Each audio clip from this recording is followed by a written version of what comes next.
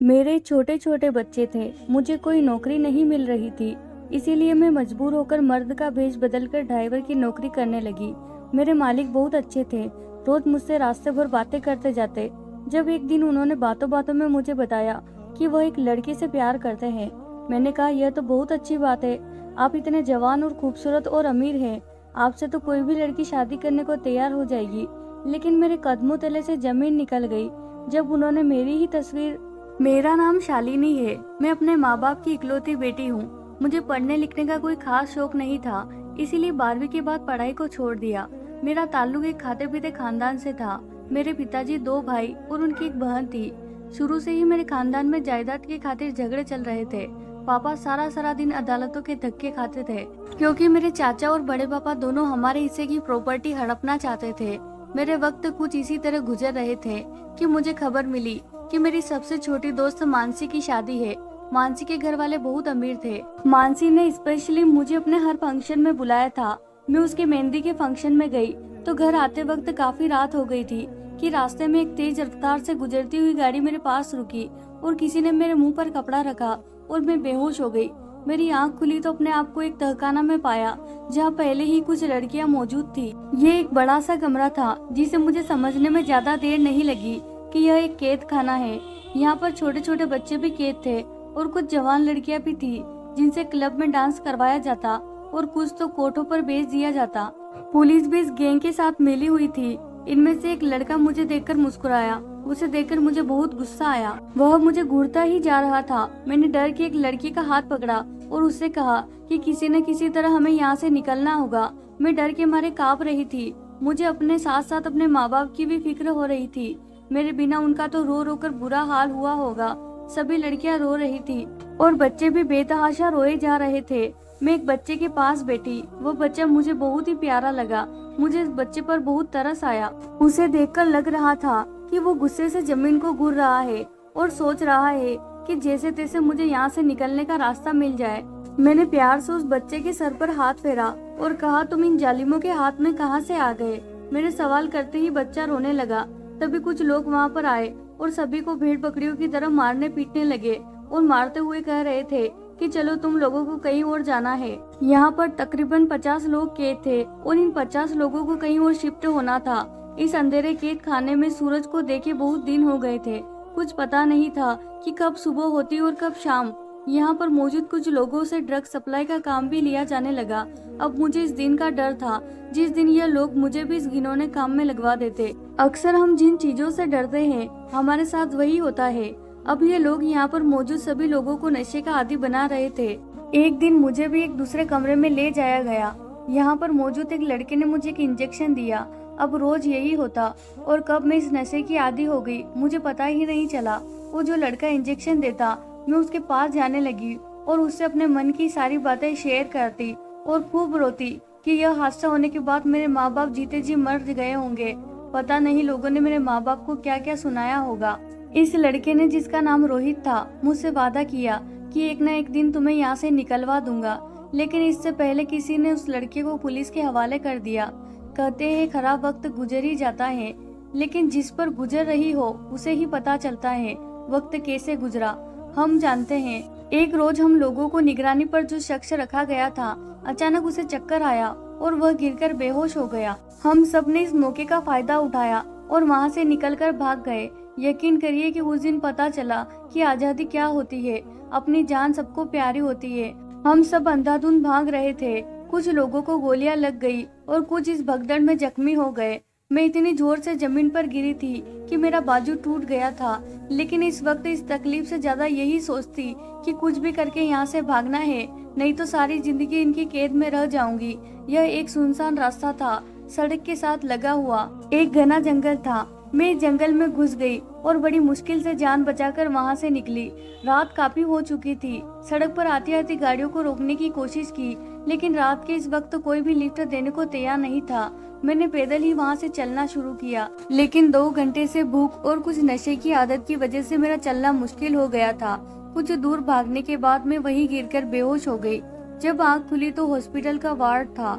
मैंने देखा मेरे पास एक डॉक्टर और 2 पुलिस वाले खड़े थे। मुझे होश में आते ही पुलिस वाले मुझे पूछताछ करने लगे। मैं डर गई थी कि कहीं जिस मुसीबत से निकली हूँ दोबारा उसी में फंस न जाऊं, इसीलिए मुकर जाना बेहतर समझा। लोगों ने मेरे घर का एड्रेस लिया और मैंने देखा मेरी माँ मेरे सामने खड़ी थी। मुझे देखते ही वो चीखना चिल्लाना शुरू की। लोगों ने बताया कि मेरी माँ आज 6 माह बाद बोली थी। जब मैं अगवा हो गई तो लोगों ने मेरे माँ बाप को ताने मारना शुरू कर दिया कि तुम्हारी बेटी तो बदचलन थी, इसीलिए घर से भाग गई। मेरे पिता यह सब बर्दाश्त नहीं कर पाए और फिर एक दिन वो ये दुनिया छोड़कर चल बसे। मेरी माँ बेटी और पति के गम में दिमागी तौर से बीमार हो गई थी और आज जब वह मुझे देखी तो चीख चीख कर रोने लगी। 2 दिन अस्पताल में रहने के बाद आज जब मैं घर आई तो पता चला ये समाज लड़कियों का घर से भागना तो याद रखता है, लेकिन क्यों भागी या भागी नहीं या किसी ने अगवा कर लिया ये नहीं देखता। हर शख्स अपनी एक अनक, लेकिन क्यों भागी या भागी नहीं या किसी ने अगवा कर लिया ये नहीं देखता। हर शख्स अपनी ऐनक लगाकर बैठा रहता और सब अपनी नजर अपने सोच के मुताबिक दूसरों पर बातें करना शुरू कर देते हैं। मेरे घर आते ही आस पड़ोस के लोग मेरे घर पर इकट्ठा हो गए और मुझसे सवालों की बारिश होने लगी कि वो लड़का कौन है जिसके साथ तुम भागी थी। तुमने एक बार भी अपने माँ बाप के बारे में नहीं सोचा। तुम्हारी वजह से तुम्हारा बाप ये दुनिया छोड़कर चल बसा। मैंने अपनी सफाई देनी चाहिए लेकिन किसी ने मेरी एक ना सुनी, इसीलिए मैं चुप हो गई। लोगों ने मेरी माँ से कहा कि अगर तुम अपनी इस बदचलन बेटी को घर पर रखी तो तुम्हें इस समाज से निकाल दिया जाएगा। मेरी माँ ने सब लोगों की बातें सुनी तो उन्होंने भी किसी से कुछ कहना उचित नहीं समझा, क्योंकि उन्हें पता था कि हमारी कोई सुनने वाला नहीं। इसीलिए उन्होंने उसी वक्त मेरा हाथ पकड़ा और गांव छोड़कर शहर चली आई। शहर में मेरी माँ की एक पुरानी सहेली थी। रात के 10 बजे हम उनके घर पहुँचे। अचानक हमें अपने घर देखकर मेरी माँ की सहेली सविता आंटी घबरा गई। उन्होंने हमें घर के अंदर आने को कहा और एक कमरे में बिठाया। अभी हम सब बातें कर ही रहे थे तभी मैंने देखा सविता आंटी का एक बेटा था जो पागल था। वो हमारे पास आया और मुझसे कहने लगा कि तुम मेरे साथ चलो और खेलो। सविता आंटी के बेटे अतुल की उम्र लगभग 23 साल थी, लेकिन वह बच्चों की तरह बिहेव करता। उसकी जिद की वजह से माँ ने मुझसे कहा कि जाओ उसकी बात मान लो, नहीं तो यह हमें परेशान कर देगा। मेरी माँ की सहेली सविता आंटी ने बताया कि उनका बेटा एक बहुत ही काबिल पढ़ा लिखा इंसान था, अपने कॉलेज का बेस्ट प्लेयर था। एक बार मैच खेलते समय किसी लड़के ने उसके सर पर भारी चीज मार दी और वो बेहोश होकर गिर गया और पूरे 1 महीने अस्पताल में रहा। उसकी हालत में सुधार तो हुआ, लेकिन इसके दिमाग का एक हिस्सा खराब हो गया, जिसकी वजह से ये बच्चों की तरह बिहेव करता है। हम माँ बेटी सविता आंटी के घर रहने लगे। अतुल सारा दिन अपने कमरे में पड़ा रहता या अपनी माँ से जीत करके अपनी बात मनवाता। अतुल मुझसे घुल मिल गया था। मेरे आने से उसे एक अच्छा दोस्त मिल गया था। वह मुझसे ढेर सारी बातें करता।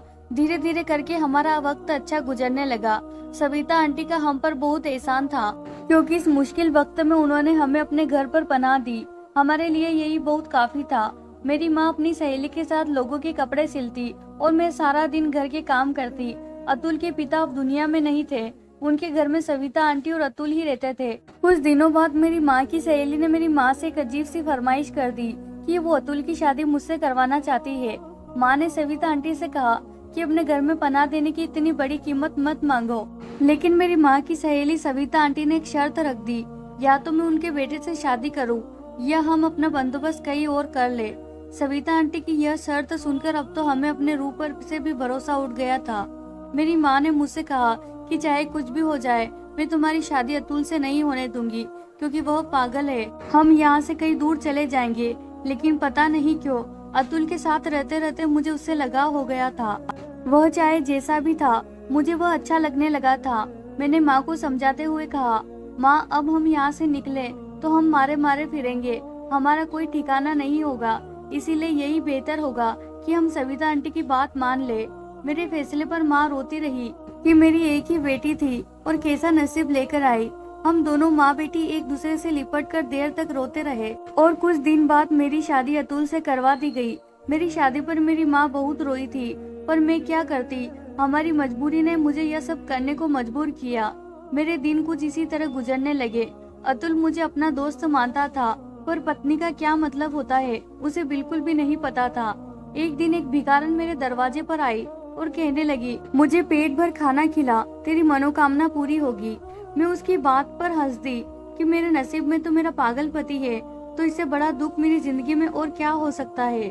मैंने उस भिखारन को खाना खिलाया तो उसने कहा कि जा बेटा, तेरा पति तुझसे बेइंतहा प्यार करेगा। उसकी बातें सुनकर मैं हैरान थी कि भला मेरा पागल पति मुझसे क्या प्यार कर सकता है।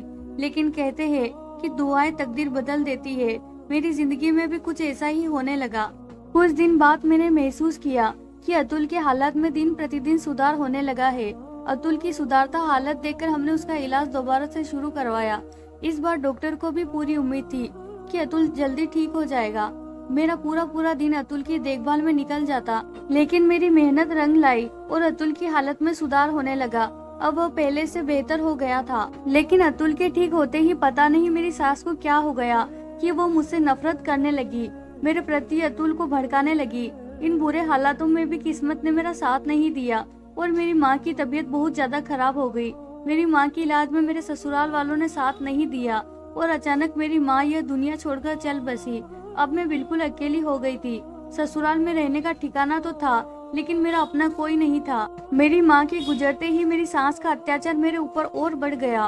वो मेरे पति अतुल से कहकर मुझसे बहुत सारी बातें सुनवाती। अतुल पहले से बहुत बेहतर हो गया था, लेकिन वो अपनी माँ के हाथों का खिलौना बन गया था। उसकी माँ जैसा कहती वो उन्हीं के इशारों पर चलता। हम पति पत्नी अजीब रिश्तों में जुड़े थे। साथ होते हुए भी हम एक दूसरे के साथ नहीं थे। हमारा रिश्ता बस यूं ही चल रहा था कि एक दिन मेरी किस्मत ने एक नया मोड़ लिया। अचानक मुझे पता चला कि मैं माँ बनने वाली हूँ। लेकिन अपने माँ बनने की खबर सुनकर मुझे थोड़ी भी खुशी नहीं हुई, क्योंकि मेरे और अतुल के रिश्ते में जो दरार थी वो हमारे आने वाले बच्चों के लिए ठीक नहीं थी। मेरे मन में यह डर था कि पता नहीं अतुल अच्छा बाप बन पाएगा कि नहीं। जो इंसान अच्छा पति नहीं बन पाया वो अच्छा बाप कैसे बन सकता है। इसी डर की वजह से मैं अपने बच्चों को इस दुनिया में लाने से डर रही थी। मैंने अपने मोहल्ले की एक औरत से बात की जो सरकारी अस्पताल में नर्स थी।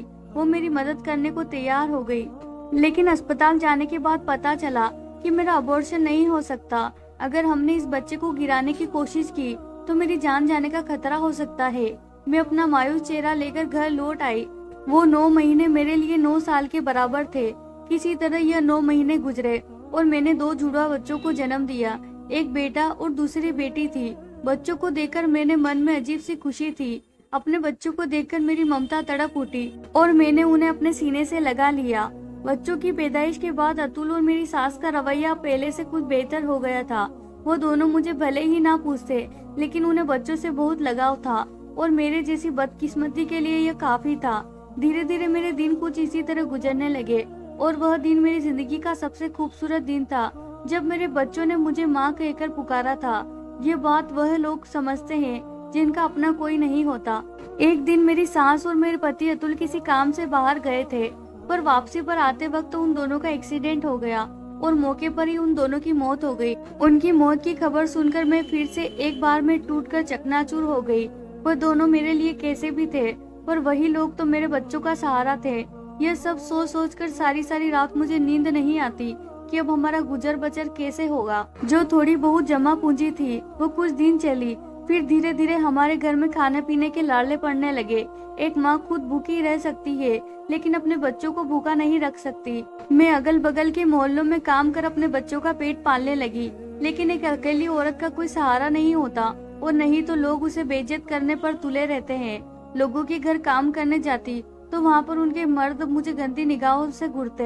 एक दिन मैं यूं ही ऐसे ही भटकते भटकते जा रही थी कि मुझे पता चला कि एक आदमी को ड्राइवर की जरूरत है। मैं गाड़ी चलाना उन्हीं दिनों सीखी थी जब मैं किडनैप हुई थी। वो किडनैपर हमें ट्रेनिंग देते ताकि वक्त आने पर हम गाड़ी चलाकर भाग सके। लेकिन फिर से परेशानी वही थी कि मुझे एक मर्द की गाड़ी चलानी थी। इसीलिए मैंने अपना हुलिया चेंज कर लिया और अपने आप को एक मर्द की पोशाक में डाल लिया। कोई भी मुझे देखता तो यही समझता कि मैं एक मर्द हूँ और मैं उस आदमी को गाड़ी चलाने लगी। वो साहब बहुत अच्छे थे। वो मुझसे अपने मन की सारी बातें शेयर करते। धीरे धीरे साहब और मेरे बीच एक गहरी दोस्ती हो गई थी। गाड़ी चलाते चलाते मेरा सफर भी अच्छा गुजर जाता।